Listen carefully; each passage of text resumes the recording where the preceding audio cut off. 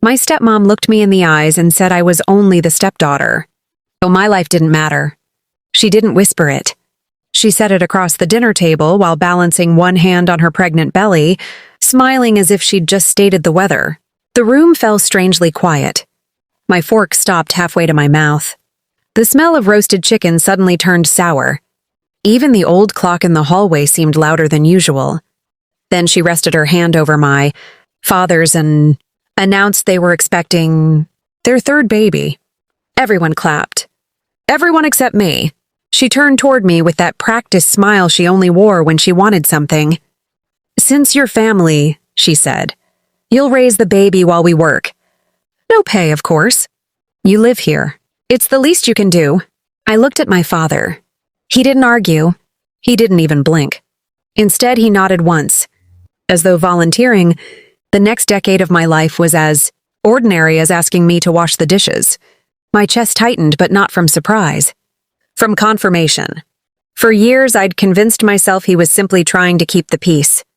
That maybe he didn't notice how every birthday of mine became an excuse to celebrate her children instead.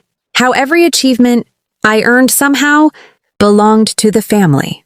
How every sacrifice was expected from me, but never from anyone else. Now I knew. He had noticed. He just agreed. My little stepbrothers laughed in the living room, completely unaware of what had just happened. A baby name book sat open beside the fruit bowl. My stepmom had already highlighted names in pink marker, planning a future where I would become an unpaid nanny before the child had even taken its first breath. She wasn't asking. She was assigning me. The walls around me suddenly felt smaller. Every unpaid babysitting night, every canceled plan, every promise that family comes first, replayed in my head like scenes from a movie I'd watched too many times. Only now I finally understood my role. I wasn't their daughter. I wasn't even their family. I was convenient, disposable, free labor wrapped in guilt. My stepmom leaned back in her chair with a satisfied smile, certain the conversation was over before I'd spoken a single word. She expected tears. She expected pleading. She expected another quiet surrender. Instead, I smiled. Then I looked my father straight in the eyes. And for the first time in years, I decided the next chapter of this family wouldn't be written by them. My name is Emma, and by the time I turned 24, I'd learned that there are families who love you and families who simply find ways to use you. My mother died when I was 9, leaving behind photo albums, handwritten recipes, and a promise that I'd always have my father. Less than 2 years later, he married Karen, a woman who walked into our home smiling, warmly while quietly rearranging every corner of my life. She never yelled without reason. She never left bruises anyone could point to. Instead, she mastered the kind of cruelty that hides behind polite words and reasonable requests. Every favor became an obligation. Every boundary became selfishness. Every accomplishment of mine somehow threatened the image she wanted to build around her own children. Dad always had the same excuse. Karen means well.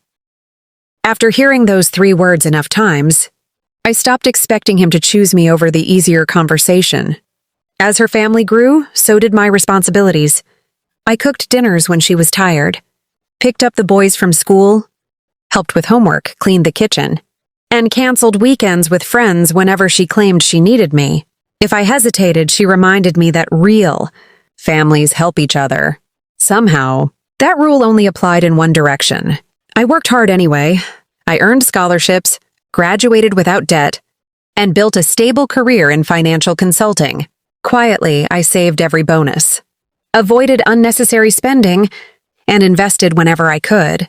No one in that house cared where my paycheck went because they assumed it would always remain available to solve their next problem. That assumption became their greatest mistake. Karen saw me as the dependable stepdaughter who never complained. My father saw me as the peacekeeper who would rather sacrifice her own comfort than start an argument. Neither of them noticed that every disappointment taught me something valuable. I learned to stay calm when emotions ran high, to listen more than I spoke, and to make important decisions without announcing them. By the night, they volunteered my future without asking. They believed they understood exactly who I was. The truth was, they had spent years underestimating the only person in that house who had quietly been preparing for the day she no longer needed their approval. The weeks after their announcement settled into a routine that felt less like family, life, and more like a rehearsal for the future they had already chosen for me. Karen stopped asking if I was available. She started saying things like, "You'll handle dinner on Thursday," or "Don't make plans this weekend. I'll need your help organizing the nursery." Her voice was always calm, almost cheerful, as though she were doing me the courtesy of keeping me informed. Whenever friends invited me out, she'd glance at my overnight bag by the door and sigh dramatically before saying, "I guess some people have more important things than family." She never told me to stay. She made leaving feel like a confession. Dad noticed every exchange. He'd lower his eyes to his newspaper, clear his throat, and let the silence settle until I quietly unpacked my bag again. His approval came through absence, not words. One Saturday afternoon, I found my old bedroom half filled with unopened baby furniture. Boxes lined the walls where my books had been stacked only days before. Karen smiled when she saw my expression. "We needed the space," she said. "You'll understand once the baby is here." Not once had anyone asked whether I planned to move, whether I wanted my things packed away, or whether that room still meant something to me. At a family barbecue, Karen introduced me to relatives with a laugh that sounded harmless enough to everyone else. "This is Emma," she said. "She's such a blessing. She practically helps raise our kids already." Everyone smiled. Someone joked that I had years of parenting experience without the inconvenience of having children. The laughter drifted across the backyard while I stood there holding a tray of drinks no one had offered to carry. I smiled politely, memorizing every face, every approving nod, every comfortable assumption that my time, my future, and my life belonged to someone else. They mistook my silence for agreement. In reality, I was simply paying close attention. The moment that changed everything didn't happen during another argument. It happened on a quiet Tuesday afternoon. I had come home early to grab a folder before meeting a client. As I walked past the kitchen, I heard Karen talking on the phone. She hadn't noticed I'd stepped inside. "Oh, Emma?" She laughed. "She isn't going anywhere. She'll never leave her father. Once the baby's here, she'll be too attached to say no." There was a pause before she added almost proudly, "Why would we pay for childcare when she's living right here?" I stood perfectly still, my hand resting on the doorway. She wasn't making a request for help. She had already built her future around my obedience. A few minutes later, my father came into the kitchen. Karen repeated the same plan to him, this time with a calendar spread across the table. She had marked weekdays with my name in blue ink, assigning feeding schedules, daycare pickups, doctor's appointments, and weekends she expected me to cover. Dad looked over the pages for less than a minute.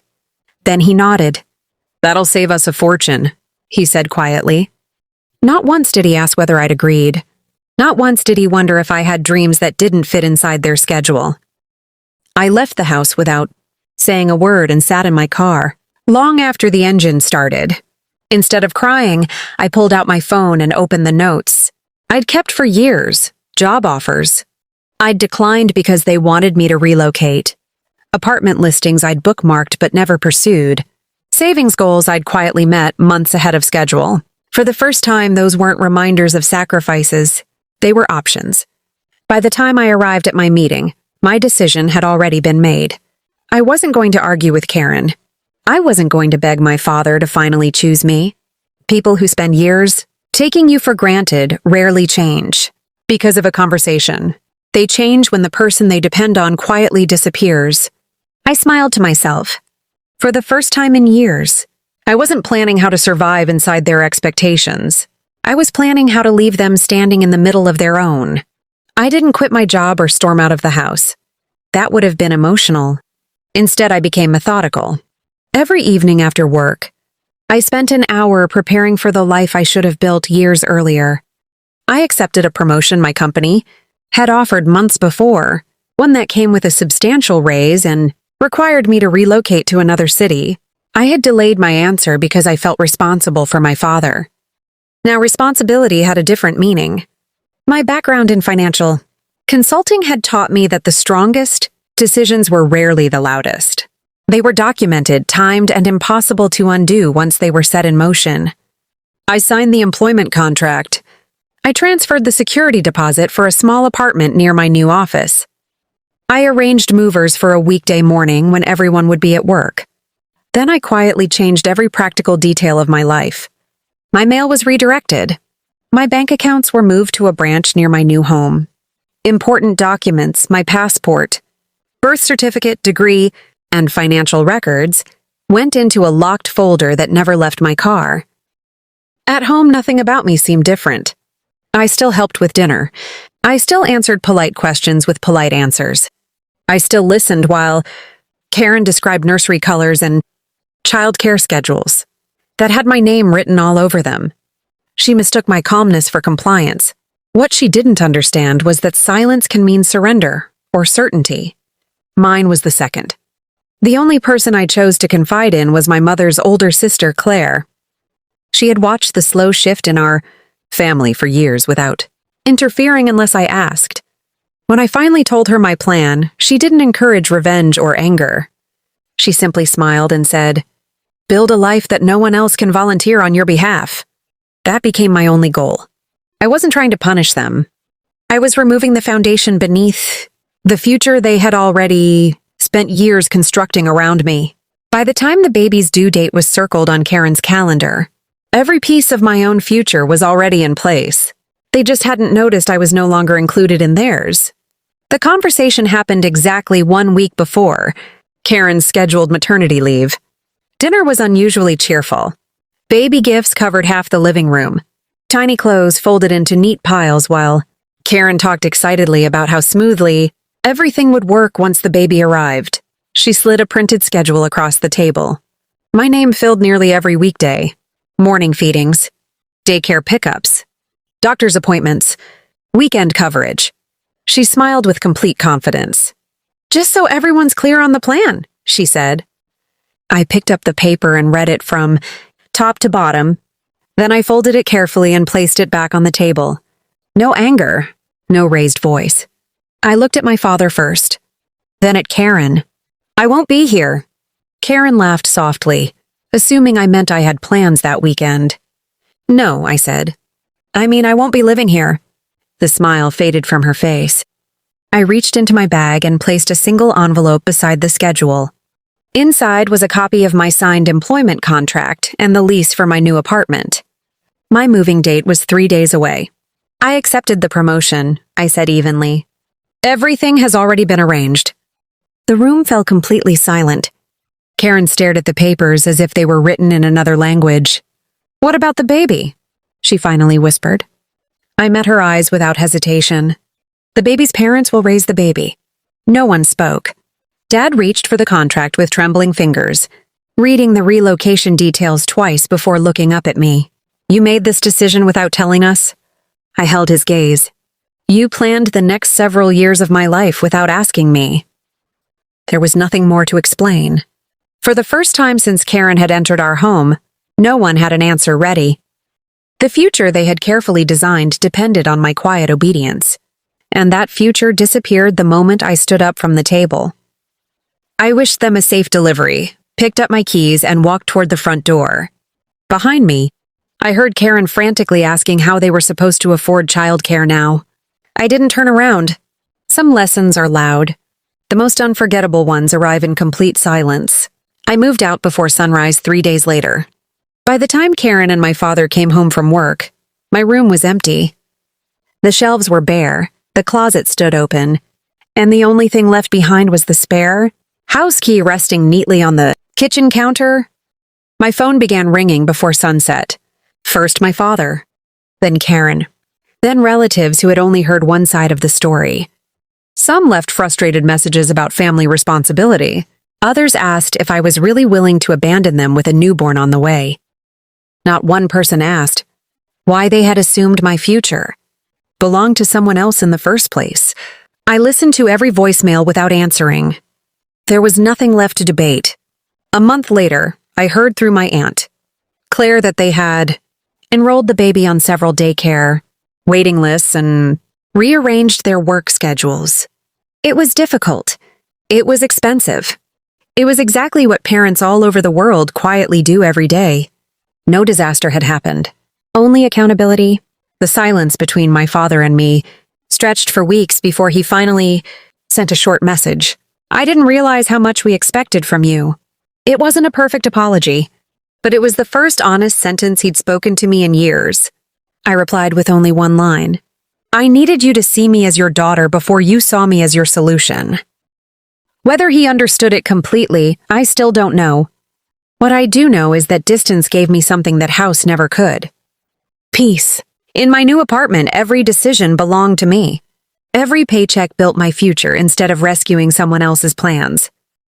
I no longer measured my worth by how useful I was to people who mistook love for obligation.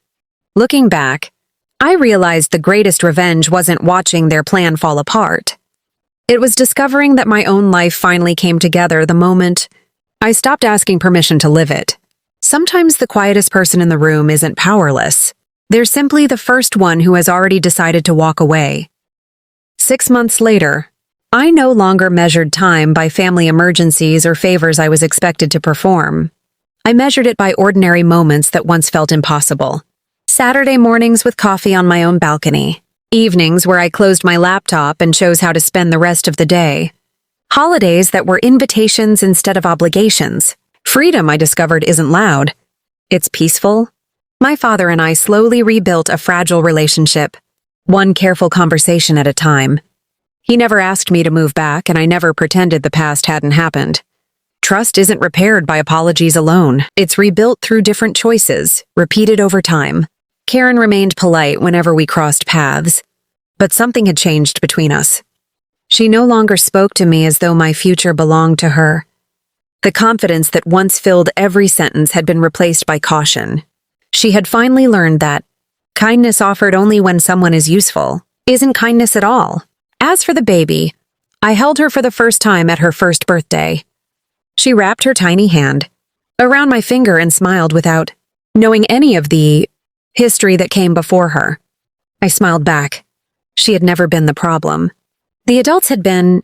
I hoped she would grow up in a home where love wasn't measured by sacrifice and where no child, biological or step, would ever question whether they mattered. Sometimes people ask whether I regret leaving. I don't. I regret waiting so long to believe that my own life deserved the same care I gave everyone else's. The greatest revenge was never making them struggle. It was refusing to keep shrinking so they could stay comfortable. The day my stepmother called me only the stepdaughter, she believed she had defined my worth. She was wrong. She had only revealed her own. And the moment I stopped living as someone else's backup plan was the moment I finally became the author of my own story.